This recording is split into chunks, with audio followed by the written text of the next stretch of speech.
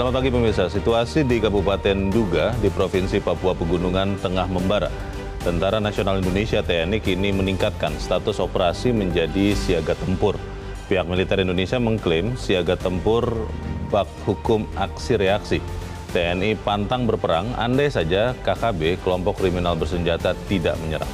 Pemirsa, inilah editorial Media Indonesia di seri ini Kamis 20 April 2023 dengan tema Siaga Tempur Harus Terukur bersama saya Leonard Samosir.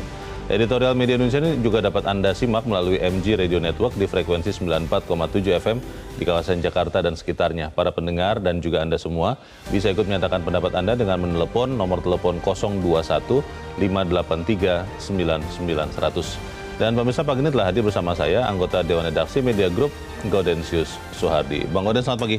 Selamat pagi, Leon. Sehat-sehat, Bang? Ya, harus siaga ya. Harus siaga? Ya. Tapi bukan tempur ya? Nah, bukan. Bukan. Ini siaga tempur harus terukur akan kita bahas, tapi sebelumnya Bang Gauden dan pemirsa kita lihat dulu ada beberapa berita yang diperhatikan Media Indonesia. Yang pertama ini adalah headline Media Indonesia untuk pagi ini. Ini saya yakin banyak dari pemirsa kita, Bang Gauden, yang juga sudah sampai di kampungnya kelihatannya, dan dikatakan di dalam headline ini macet warnai puncak arus mudik. Ini di beberapa titik perlintasan kemarin memang ada lonjakan jumlah kendaraan khususnya yang ini menandakan jangan-jangan sudah tercapai puncak arus mudik. Bagaimana Bang Gauden? Ya, kalau kita lihat gambar yang disajikan di Media Indonesia hari ini itu memang sangat luar biasa ya.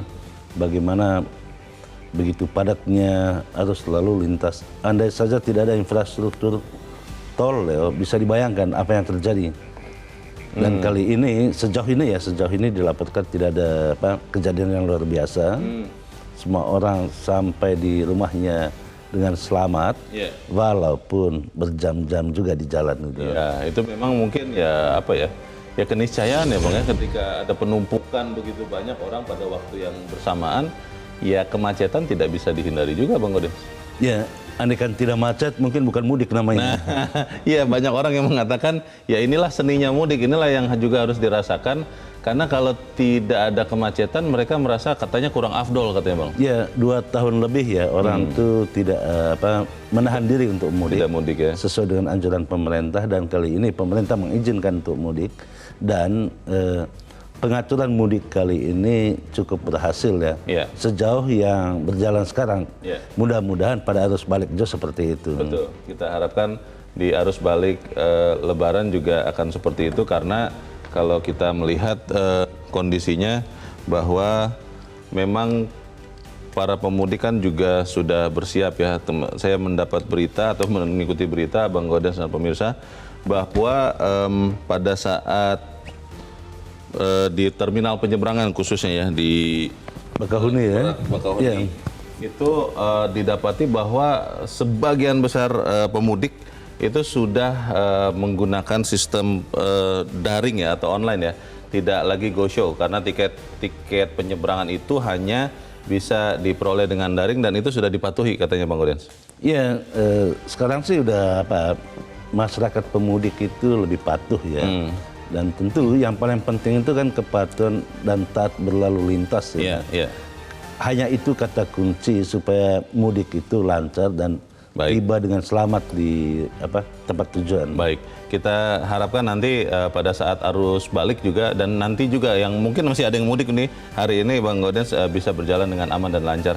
Kita beralih ke berita selanjutnya di halaman 2. Ini terkait dengan editorial yang nanti akan kita bahas Bang Gauden. Prajurit yang gugur menjadi 4 orang. Tadinya data pertama adalah 1 orang, tapi ternyata ditemukan 3 prajurit lagi yang gugur. Ini apakah memang kemudian jangan-jangan seperti klaim KKB Bang, bahwa lebih banyak lagi yang gugur, atau bagaimana nih Bang Gauden? Ya, tentu masih ada yang harus dicari ya. Keberadaan mereka itu belum diketahui di mana, tapi yang pasti kita berharap semuanya bisa selamat. Kita tentu saja turut berduka cita atas mereka yang gugur. Lebih dari itu, kita berharap harus diakhiri siklus kekerasan di Papua, dan kekerasan itu kan selalu berulang dan berulang di Papua. Idealnya semua pihak yang bertikai ini didorong ke meja perundingan. kalaupun tidak ke meja perundingan, tepat kiranya dilakukan operasi militer terbatas di sana dan penegakan hukum untuk memastikan. Jadi seluruh operasi yang dilakukan itu untuk memastikan hak-hak rakyat Papua itu terpenuhi, terutama hak atas pembangunan. Kita nanti akan bahas lebih jauh di editorial, kita akan berpikir nanti seperti apa kemudian operasi militer yang terukur itu. Tapi kita akan beralih dulu ke berita selanjutnya, masih di halaman 2, pemirsa, di halaman dalam di harian Anda. Ini terkait dengan arus mudik, arus balik lebaran juga. Presiden Jokowi ingatkan penyebaran COVID meningkat lagi. Walaupun di dalam berita yang saya baca ini, Bang Godes mengatakan jangan berlebihan menyikapinya. Tetap harus ikuti vaksinasi. Kalau saya artikan artinya jangan takut, jangan panik. Ini sikapnya seperti apa sebetulnya? Jelas atau tidak sih, Bang Godes? Ya, kalau penyebaran COVID meningkat tidak hanya di Indonesia ya, negara-negara tetangga juga sedang mengalami hal serupa. Tentu di dalam negeri, apalagi sekarang ini ada pergerakan orang yang luar biasa, di sana itu pasti terjadi kerumunan. Karena itu pada kesempatan pertama kita harus katakan tetap mematuhi protokol kesehatan. Protokol kesehatan itu sederhana sekali kok. Ya cuci tangan itu kan, menjaga jarak. Bila perlu, untuk saat sekarang ini bila perlu pakai masker. Iya sih, kita berharap memang masyarakat masih benar-benar mempertimbangkan itu, Bang. Karena ya kalau kita lihat secara kasat mata, Bang, hampir tidak ada lagi tuh yang pakai masker, Bang Gaudens. Bagaimana, Bang? Ya memang karena orang tidak pakai masker itu kan karena para pemimpin juga tidak pakai masker sekarang ya kan, di ruang terbuka. Hampir semua pemimpin kita itu tidak pakai masker lagi. Karena itu wajar saja masyarakat tidak pakai masker. Tetapi lagi-lagi kita katakan ya tetap harus menjaga jarak, itu yang paling penting ya. Kita jaga masing-masing ya kesehatan kita ya, Bang ya, karena janganlah menyalahkan kepada lingkungan atau kepada orang-orang yang harusnya memberi contoh begitu, ya sudah kita jaga saja kesehatan kita, Bang. Jangan menyerahkan kesehatan itu kepada orang lain. Itu dia, itu poinnya. Baik, kita ke editorial, Bang Gaudens dan pemirsa. Pada pagi ini diberi judul Siaga Tempur Harus Terukur. Nah ini, Bang, terukur ini kan juga sesuatu yang kalau melihat perkembangan di lapangan mungkin tidak mudah juga. Misalnya ketika diserang begitu, apakah kemudian tidak boleh menimbulkan korban jiwa ketika mau melakukan perlawanan, atau ukurannya ini seperti apa, Bang Gaudens? Ya, ukurannya tentu saja pertama-tama itu kan tetap menghormati hak-hak warga sipil. Jangan sampai warga sipil itu menjadi korban di dalam pertikaian antara apa yang kita sebut sebagai separatis dan tentara yang hendak mengamankan wilayah itu. Yang pertama. Yang kedua, tentu tidak seluruh wilayah Papua, apalagi wilayah Nduga di Papua Pegunungan itu sebagai daerah operasi militer. Ada daerah-daerah tertentu yang ditenggarai sebagai markas OPM gitu. Karena itu siaga tempur itu terukur pada daerah-daerah yang diyakini atau berdasarkan data intelijen itu sebagai markas OPM. Jangan menembak misalnya di perkampungan yang ada penduduk sipilnya. Itu yang paling penting terukurnya. Pertanyaannya, Bang, begini, apakah itu memang benar-benar sekali lagi bisa dilakukan di lapangan? Karena kalau kita melihat pemberitaan disebut-sebut bahwa KKB atau sekarang disebut KST ya, kelompok separatis teroris itu dalam aksinya sering menggunakan rakyat sipil, Bang, ibu-ibu dan anak-anak sebagai tameng. Nah ini kan menjadi sulit untuk aparat di lapangan. Ya, selama ini kan tentara kita atau aparat keamanan yang ditugaskan di Papua itu melakukan pendekatan yang disebut soft approach ya. Jadi di dalam pendekatan itu jiwa tempur militer itu sudah dipendamkan ya, atau itu dimasukkan di freezer jiwa tempurnya.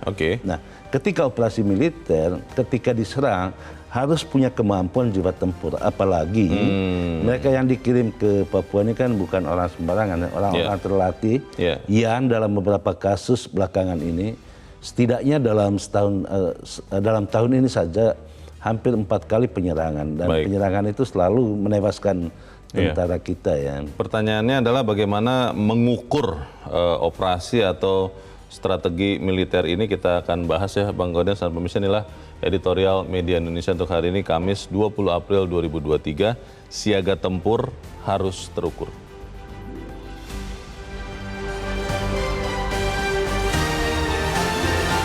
Siaga tempur harus terukur.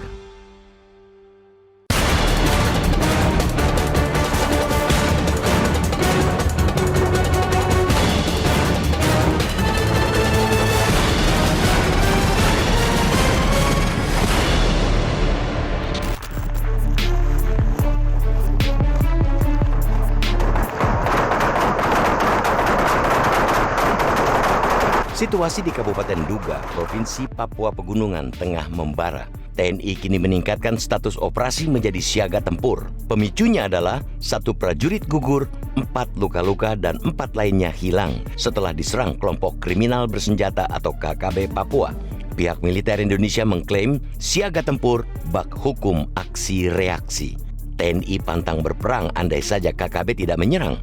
Awalnya, sebanyak 36 prajurit tengah melakukan operasi pencarian pilot Susi Air yang disandra KKB sejak 7 Februari 2023. Namun tiba-tiba KKB menyerang.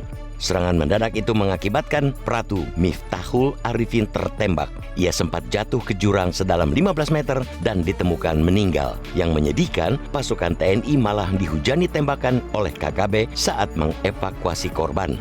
Dampaknya, 4 prajurit TNI luka-luka, 4 lainnya hilang dan sedang dalam pencaharian.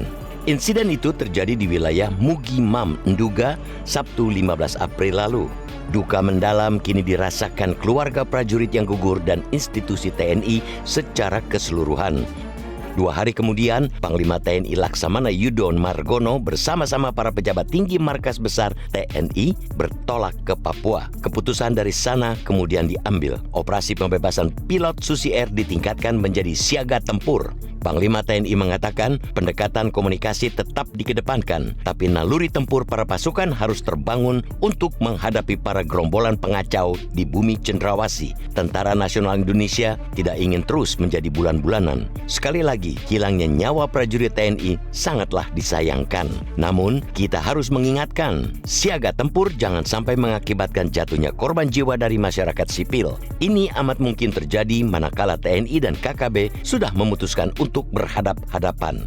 Negara tentu tidak boleh kalah dari KKB atau yang kini dinamai kelompok separatis teroris atau KST. Mereka harus bisa ditaklukkan. Harapan terbesar adalah untuk menghadirkan damai bagi seluruh orang asli Papua atau OAP. Di sisi lain, kita tidak dapat mengenyampingkan suara koalisi masyarakat sipil untuk reformasi sektor keamanan. Terlepas dari ketidaksetujuan mereka terhadap siaga tempur, ada poin besar yang layak untuk didengar dan disuarakan. Pemerintah dan Tentara Pembebasan Nasional Papua Barat, Organisasi Papua Merdeka atau TPNPB, OPM harus tetap membuka ruang dialog yang setara dan bermartabat. Langkah ini terbukti berhasil menyelesaikan persoalan di Aceh dan Poso, serta sejumlah daerah berkonflik lainnya. Kita harus mengingatkan, betul-betul mengingatkan bahwa Presiden Jokowi, Menko Polhukam Mahfud MD, hingga TNI Polri telah setuju untuk melakukan dialog damai dengan orang asli Papua termasuk dengan OPM. Komnas HAM pernah menginisiasi setahun yang silam. Ketua Komnas HAM ketika itu, Ahmad Taufan Damanik, memang mewanti-wanti bahwa dialog damai antara Jakarta dan Papua akan memakan proses panjang. Itu sangat bergantung pada situasi politik, konflik, serta keamanan di bumi cendrawasih. Siaga tempur haruslah berbatas waktu untuk menghadirkan kepastian. Daerah-daerah yang ditandai sebagai pusat-pusat operasi KKB tidak boleh terlalu lama diwarnai nuansa perang. Ujung dari itu, semua adalah bagaimana kedua belah pihak duduk satu meja menyelesaikan masalah. Siaga tempur telah ditetapkan, tapi semangat membangun dialog pantang untuk padam. Di akhir operasi, jangan pula aparat kita diseret sebagai pelaku pelanggaran HAM. Biar bagaimanapun, Papua sejatinya adalah kita Indonesia.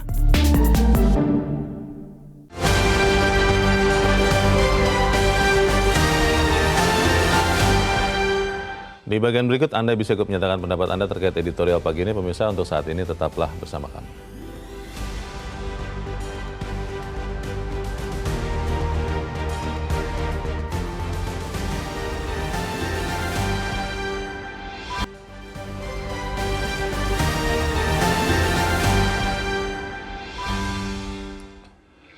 Terima kasih pemirsa Anda masih bersama kami di Editorial Media Indonesia, dan sebelum kita berdiskusi Bang Gaudens, kita mau coba bertanya dulu. Saat ini kita sudah tersambung lewat saluran telepon dengan analis intelijen Soleman B. Ponto.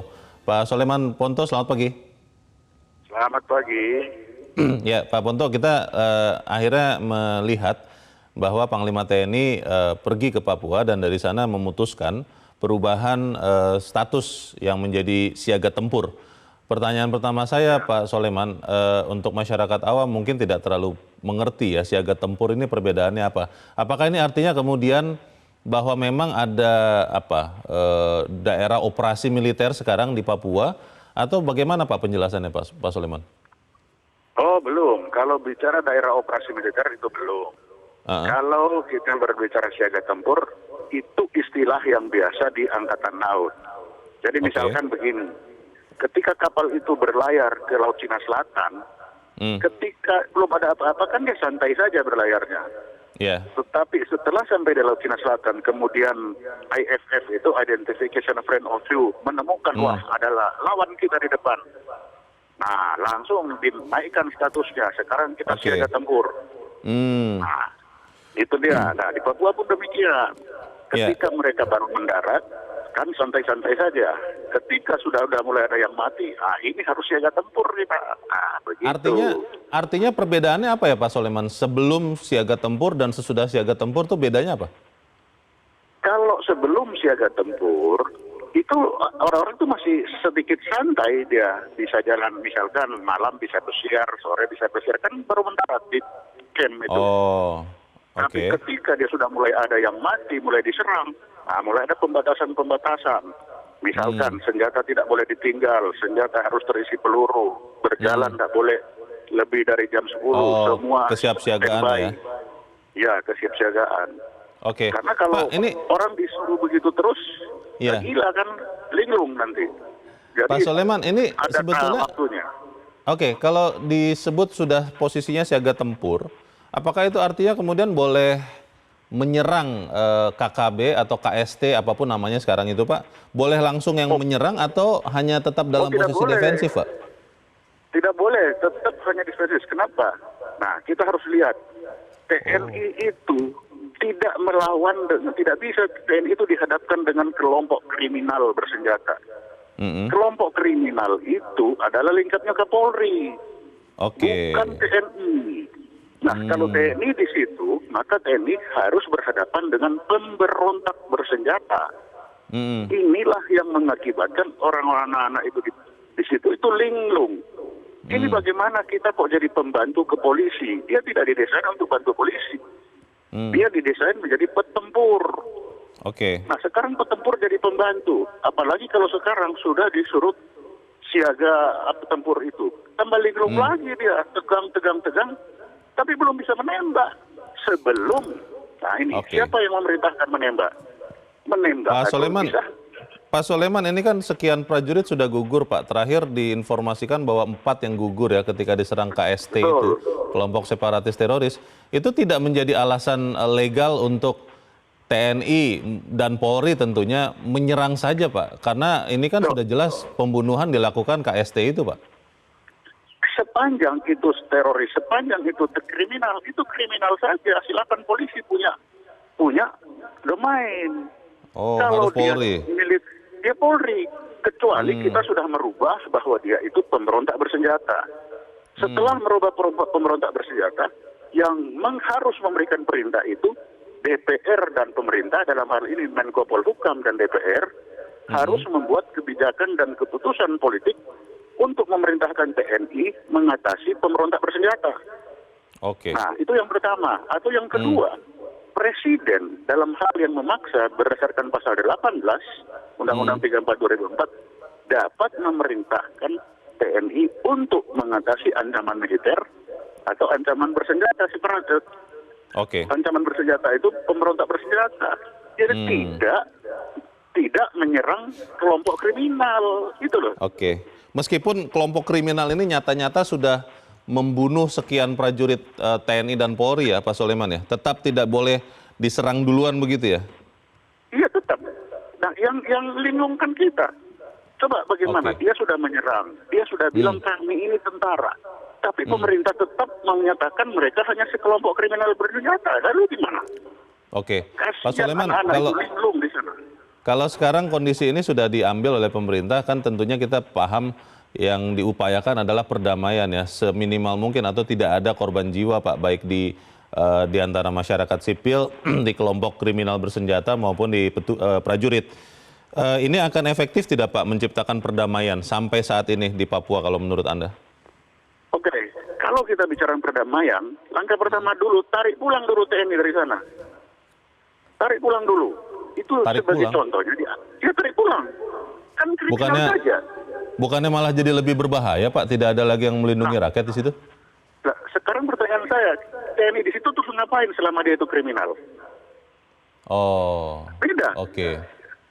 Apapun jahatnya, apapun seramnya, kejamnya OPM, kita masih bilang mereka hanya sekelompok kriminal bersenjata. Artinya untuk itu apa masih TNI di sana? wilayahnya Polri ya, tetap ya? Iyalah, yang lindung sama sekarang coba. Oke. Kasihan dia. Makanya saya Baik. bilang tarik pulang TNI, serahkan semua itu kepada Polri selama dia masih KKB. Karena kalau nanti semakin banyak, itu akan semakin banyak tentara yang jadi sasaran tembak. Itu 4 lagi sudah mati kan. Kalau Nah, kenapa ada yang, Pak Soleman, kalau sampai ada yang mencurigai Pak, jangan-jangan di KKB ini juga ada orang-orang ahli, ada yang menyebut desertir Pak. Karena kok begitu hebatnya mereka mengincar lalu menewaskan prajurit-prajurit terbaik TNI yang dikirim ke Papua. Bapak percaya apa tidak itu Pak? Saya percaya aja, justru itu dia sendiri kan sudah bilang, kami ini tentara pembebasan nasional Papua. Tapi pemerintah Indonesia bilang, enggak, dia hanya sekelompok kriminal bersenjata saja. Terlalu apa itu, Oke. Pak? Ya, kan? Baik. Betul, Ya. mereka punya keahlian, mereka punya pasukan. Makanya saya bilang status dia pemberontak bersenjata. Tapi pemerintah bilang, hanya sekedar kelompok kriminal saja. Oke. Itu, Oke. gimana? Baik, kita harap Pak yang kita bicarakan ini juga menjadi pertimbangan ya bagi pemerintah supaya kemudian keamanan rakyat Papua bisa terjamin. Untuk saat ini terima kasih untuk analisis Anda Pak, analis intelijen Soleman Beponto. Selamat pagi Pak Soleman. Ini menjadi sesuatu yang harusnya disampaikan ya, yang diubah oleh pemerintah Bang Godian. Tapi singkat saja sebelum kita jeda, memang harus ada perubahan status supaya kemudian TNI lebih efektif menekan kelompok separatis teroris itu, atau sekarang ini sudah bisa sebetulnya? Ya, sejauh ini pemerintah tetap berketetapan bahwa yang terjadi di sana itu adalah bukan pemberontak tetapi kelompok kriminal bersenjata. Walaupun kriminalnya sepertinya terlatih amat gitu. Iya. Sehingga mampu menembak tentara. Iya. Tapi yang paling penting itu jangan sampai juga tentara yang dikirim ke Papua itu pergi setor nyawa di sana. Baik. Tepat kiranya yang disebut siaga Tempur. itu tepat kiranya. Oke, kita akan bahas selepas jeda. Bang Godian dan pemirsa tetap bersama kami. Editorial Media Indonesia segera kembali seusai headline news pukul 7 waktu Indonesia Barat.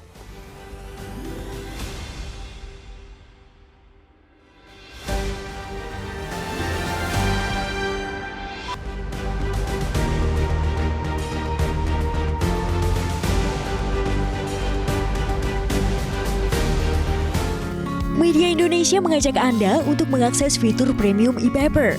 Dengan sajian konten berbasis intelektual dan meneguhkan kebangsaan, Media Indonesia tampil dengan lebih dinamis melalui e-paper Media Indonesia yang dapat Anda akses kapan saja, di mana saja. Caranya mudah, download aplikasi Media Indonesia di Android atau ketik link e-paper.mediaindonesia.com atau bisa scan QR code pada layar kaca Anda. Klik tab e-paper di bagian samping layar tablet Anda, daftarkan data diri, serta pilih paket berlangganan e-paper Media Indonesia sesuai dengan kebutuhan Anda. Nikmati juga bonus spesial tambahan 4 halaman rubrik fokus setiap hari. Semua bisa Anda dapatkan hanya di e-paper Media Indonesia. Untuk informasi lebih lanjut, hubungi customer service di nomor 0811 1201 2018 atau kunjungi media sosial @mediaindonesia. Media Indonesia, referensi bangsa. Terima kasih pemirsa, Anda masih bersama kami di Editorial Media Indonesia dan sekarang waktunya kita, Bang Gaudens, untuk mendengarkan juga pendapat dari pemirsa Metro TV. Kita sudah terus sambung dengan pemirsa Metro TV di Tanjung Selor, Kalimantan Utara, ada Yunus Luat. Pak Yunus, selamat pagi. Selamat pagi, salam sejahtera untuk seluruh warga NKRI tercinta. Selamat pagi Pak Yunus, silakan Pak pendapat Anda, singkat padat saja ya Pak, silakan Pak. Baik, kita harus bersihkan lokasi Nduga, Provinsi Papua Pegunungan. Jangan dibiarkan KKB atau ada nama baru sekarang, tetapi hati-hati jangan sampai ada korban di penduduk. Dan Intel bekerjalah. Mohon maaf ini walaupun kami di pelosok Kalimantan Utara, tapi mohon izin bukan kami menggurui. Cuma kami berharap supaya Intel bekerja melihat warga masyarakat memperhatikan KKB ini jangan sampai dia masuk ke penduduk, rumah penduduk. Karena nanti Warga kalau sipil. TNI bekerja harus sapu, jangan tanggung-tanggung. Karena itu berapa sudah korban. Kasihan keluarga yang sudah menjadi korban.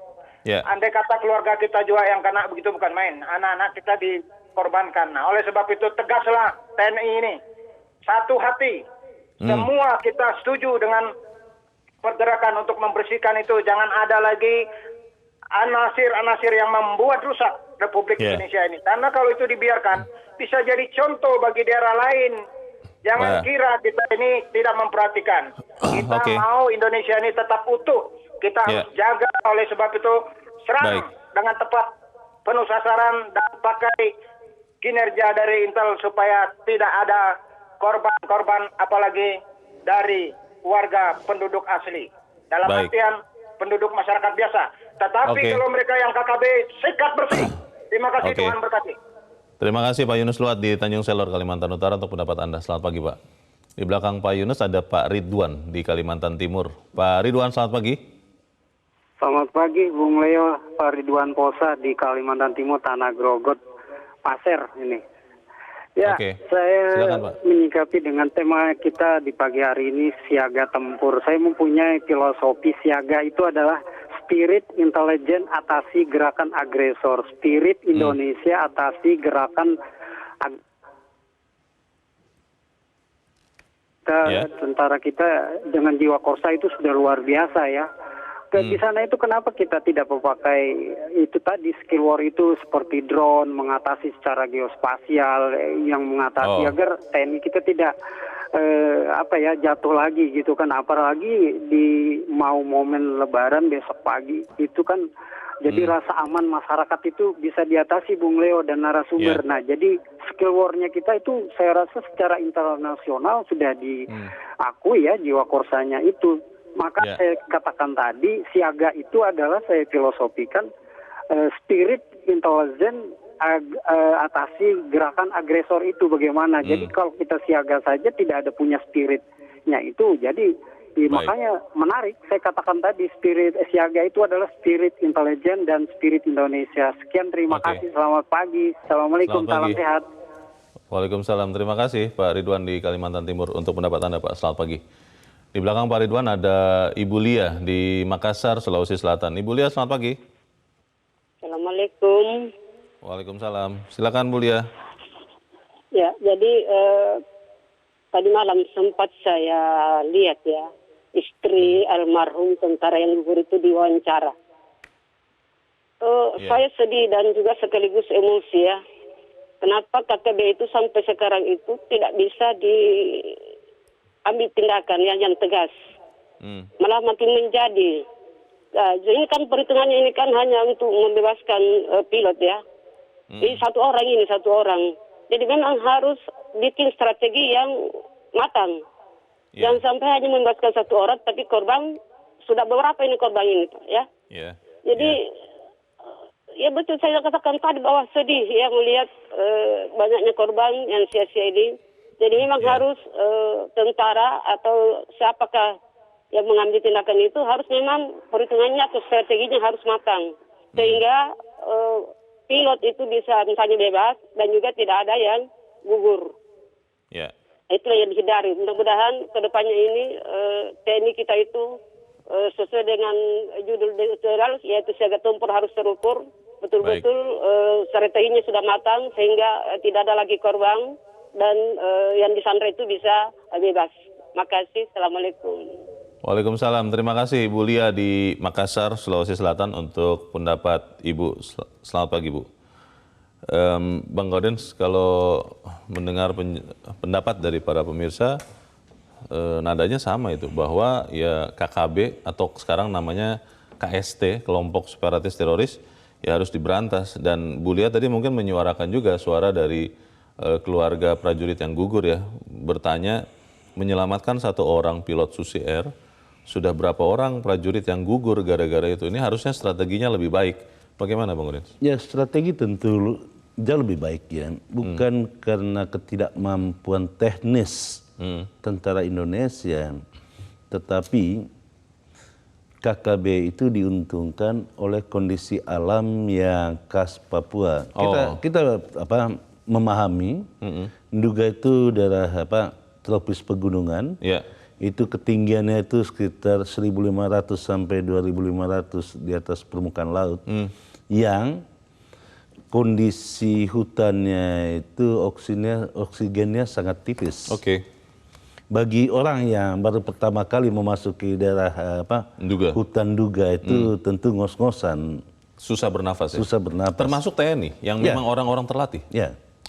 Tetapi bagi orang OPM atau KKB ya, dari kecilnya hidup di daerah pegunungan, memang lahir di situ, yang sudah tahu seluk-beluk kondisi alamnya, itu kan digambarkan bagaimana prajurit kita tewas itu di dalam kedalaman 15 meter. Itu. Jatuh ke jurang setelah diserang. Tetapi bagi orang Papua atau OPM itu kan begitu mudahnya melintasi daerah pegunungan itu kondisi alam yang memberikan kemudahan bagi mereka. Tadi apakah tidak bisa menggunakan peralatan-peralatan modern? Drone atau geospasial tadi, kata Pak Ridwan di Kalimantan Timur. Tentu kita percaya bahwa intelijen kita sedang bergerak dan mengetahui di mana persis tempat lokasi pilot itu, sehingga sejumlah tentara itu datang ke sana, tetapi belum sampai ke sana. Padahal mungkin tujuan ke sana itu untuk bernegosiasi, bukan menyerang ya, tetapi yang terjadi itu kan diserang. Tentara kita diserang lebih dulu gitu. Nah, pada konteks diserang lebih dulu inilah kita memahami istilah siaga tempur itu. Bagaimana membangun jiwa tempur di dalam diri tentara itu, sehingga walaupun kondisinya itu masih tertib sipil di sana, di bawah kendali operasi sipil, Polri ya. Ya, di bawah kendali sipil itu kan berarti Polri ya. Tetapi jiwa tempur tentara itu tidak boleh padam gitu. Itu yang disebut siaga tempur tadi itu. Ini kalau menyitir apa yang disampaikan Pak Soleman tadi dan juga pemberitaan Bang Gaudens, para pemirsa juga berpendapat ini kan menjadi sesuatu yang sulit ketika OPM atau KKB atau KST, namanya berganti-ganti terus, itu menyusup di antara warga sipil. Disebut-sebut bahwa ketika beroperasi mereka menggunakan ibu-ibu, perempuan dan anak-anak dalam tanda petik sebagai tameng. Ini bagaimana menindak mereka? Lalu pertanyaan berikutnya juga pendekatan manusiawi selama ini, negosiasi ataupun persuasif yang lain, itu apa kabarnya selama ini? Ya, kalau kita melihat politik di Papua itu kita harus katakan dengan tegas bahwa Papua atau politik Papua itu memperlihatkan kepatuhan TNI kepada otoritas sipil. Jadi semampu atau sekuat-kuatnya TNI, seahli-ahlinya TNI berperang, tetap dia tunduk pada otoritas sipil. Dan Papua itu adalah tertib sipil, bukan tertib militer. Makanya TNI tidak bisa serang duluan meskipun mungkin yang tadi Bang Gaudens katakan sudah tahu nih lokasi OPM-nya ini di mana. Ya, bukan hanya serang duluan, tetapi TNI berada di bawah kendali kepolisian karena di sana tertib sipil. Gitu. Karena itu di dalam melakukan operasi ini yang di depan tuh adalah polisi bukan TNI. Tapi Bang, ini kan posisinya kalau kita bicara 4 prajurit yang gugur ini Bang, ini kan mereka yang diserang, dan kalau TNI walaupun di bawah kendali operasi Polri sipil, ketika diserang kan dia harus menyerang balik, Bang, mempertahankan hidupnya. Ya itu di dalam tertib sipil itu kan ditembak dulu, bukan dia menembak duluan. Oh, itu kan beda ya. Harus begitu ya? Ya, karena itu kita katakan di dalam kasus Papua ini ada dua yang harus berjalan itu. Selain siaga tempur, tetapi jauh lebih penting itu adalah penegakan hukumnya. Penegakan hukum itulah yang dilakukan ketika KKB itu menyusup di dalam penduduk sipil. Itu saja bisa diusut atau dituntut atau apapun namanya, bahwa penduduk sipil itu membantu gerakan OPM itu. Bang, ini kita kan bicara manusia ya. Walaupun kita lihat sejauh ini TNI itu benar-benar tunduk di bawah otoritas sipil, prajurit-prajurit di Papua itu, prajurit TNI itu tidak menyerang lebih dulu, mereka hanya membela diri. Tapi kan mereka juga manusia, Bang. Ketika tadi Bu Lia saja pemirsa mengatakan melihat kesedihan dari keluarga korban, prajurit yang gugur di sana, gugur karena ingin menyelamatkan satu orang pilot, sudah gugur setidak-tidaknya 4 orang ini yang diserang oleh KST ini. Kan nanti lama-kelamaan emosi mereka juga bisa bergerak ini, Bang. Bagaimana memastikan bahwa siaga tempur ini benar-benar bisa terukur, Bang? Ya, disinilah terujinya TNI itu bahwa dia tunduk kepada otoritas sipil tadi itu. Kalau dibiarkan sebebas-bebasnya TNI beroperasi di Papua, mungkin tidak sampai 1 minggu udah selesai persoalannya. Sebenarnya bisa selesai? Bisa selesai. Tetapi dia harus tunduk kepada operasi sipil. Katakanlah gini, ambil contoh misalnya dengan waktu kejadian di Aceh. Di sana itu dinyatakan oleh Presiden sebagai operasi militer, daerah operasi militer. DOM dulu ya. Kan? Sehingga yang diturunkan bukan polisi tetapi tentara. Sampai sekarang Papua itu tetap dinyatakan sebagai daerah tertib sipil. Karena dia tertib sipil, tentara tidak bisa masuk untuk beroperasi di sana.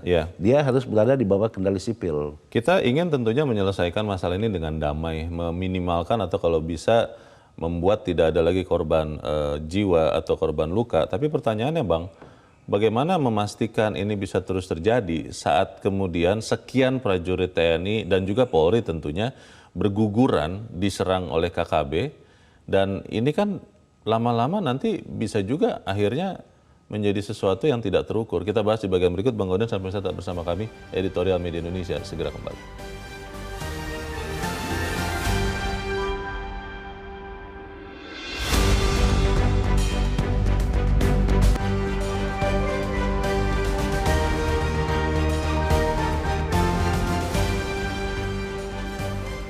Terima kasih Anda masih bersama kami. Pemirsa, kita ada di bagian akhir dari diskusi kita pagi ini. Bang Gaudenz, kalau kita melihat kondisi di Aceh, berkaca dari situ, itu kan bukan penyelesaian yang mudah ya, dan lama sekali. Kita, kalau tidak salah 1 atau 2 kali daerah operasi militer ditetapkan, tidak juga menyelesaikan masalah, dan akhirnya perundingan lah. Tetapi kan perundingan itu kita tahu juga, Bang, ada hal-hal yang harus diberikan oleh Republik kepada yang waktu itu adalah Gerakan Aceh Merdeka. Apakah hal serupa itu bisa ditiru juga di Papua atau ada harus pendekatan lain? Ya, di dalam peradaban modern ya, kecuali misalnya Rusia dan Ukraina, banyak negara menyelesaikan problem itu lewat jalur damai, bukan dengan angkat senjata. Diplomasi. Dan hasilnya memang di dalam negosiasi itu kan take and give ya. Karena itu bahkan untuk berunding dengan GAM saja pemerintah itu harus berundingnya di luar negeri, tidak di Indonesia. Finlandia ya. Kita bisa mengambil juga kasus Poso, bagaimana perdamaian Malino itu ditandatangani. Hal-hal seperti itu bisa saja terjadi di Papua kalau ada yang menginisiasinya. Tentu yang menginisiasi itu ya pemerintah. Gitu. Nah, pendekatan yang dilakukan pemerintah terhadap Papua memang cukup unik ya. Yaitu pendekatan yang selalu dikatakan sebagai pendekatan damai, pendekatan tidak pernah diakui sebagai pendekatan bersenjata gitu di Papua. Tetapi yang terjadi itu, kalau kita lihat foto-foto yang beredar yang ditayangkan oleh KKB itu kan senjata mereka itu tidak lagi parang, tidak lagi panah, tidak ada tombak. tetapi malah senjata-senjata organik yang ada di sana. Gitu, bukan senapan rakitan juga, bukan ya? Bukan rakitan itu juga. Pabrikan gitu. semua itu. Kalau kita lihat foto-foto yang beredar itu kan seperti itu. Itu artinya pemerintah atau aparat keamanan bisa mencegah pihak-pihak yang mensuplai senjata kepada KKB. Gitu. Dan bagaimana mengisolasi KKB dari penduduk. Nah, dalam kerangka mengisolasi itu, tentu tugas yang tidak ringan dari pemerintah daerah, mestinya pemerintah daerah terlibat ya. Tugas tidak ringan pemerintah daerah adalah merebut hati rakyat Papua sehingga mereka tidak bersimpati kepada KKB yang dinyatakan oleh pemerintah Indonesia menyakiti hati rakyat itu. Tetapi buktinya rakyatnya masih dekat-dekat aja dengan mereka. Gitu. Bang Gaudens, Panglima TNI sudah ke sana, sudah ada perubahan posisi menjadi siaga tempur. Dan kita percaya TNI punya keahlian, punya kemampuan di belakang Polri pada posisi di Papua. Berapa lama lagi kira-kira kemudian serangan kelompok separatis teroris ini masih akan kita lihat? Atau jangan-jangan selesai kita bicara, selesai juga kasus di sana? Ya malah kalau boleh dianjurkan ya, bisa dipertimbangkan Presiden bisa berkantor di Nduga gitu. Harus Presiden? Ya kenapa tidak? Panglima TNI kan sudah ke sana? Ya, Papua itu rakyat Indonesia juga gitu loh. Oh, I see. Atau Panglima TNI berkantor di sana atau Menko Polhukamnya itu. Daripada bicara di sini kan lebih bagus berkantor di Papua gitu. Nah, yang menjadi persoalan itu kita tidak selalu menganggap mereka itu bagian dari kita gitu loh. Karena itu menyelesaikan persoalan yang terjadi di Papua itu adalah menyelesaikan persoalan Indonesia, itu yang pertama. Yang kedua, penegakan hukum diikuti dengan operasi tempur tadi harus dalam kerangka memastikan keamanan rakyat Papua dan menjamin hak-hak mereka akan pembangunan di sana. Hak asasi manusia itu tidak boleh diabaikan dalam kondisi apapun yang terjadi di Papua. Kita harapkan ini benar-benar bisa terjadi ya, siaga tempur yang tetap terukur. Bang Gaudens, terima kasih sudah di tempat ini. Selamat pagi, Bang. Ya, pagi lah. Pemirsa, pemerintah dan KKB harus tetap membuka ruang dialog yang setara dan bermartabat. Siaga tempur harus berbatas waktu untuk menghadirkan kepastian. Daerah-daerah yang menjadi pusat konflik KKB tidak boleh terlalu lama diwarnai nuansa perang. Ujung dari itu semua adalah bagaimana kedua pihak duduk di satu meja untuk menyelesaikan masalah. Siaga tempur sudah ditetapkan, namun semangat membangun dialog pantang untuk padam. Saya Leona Samosir, terima kasih Anda sudah menyimak editorial Media Indonesia untuk pagi ini. Terus jaga kesehatan Anda. Selamat pagi, sampai jumpa.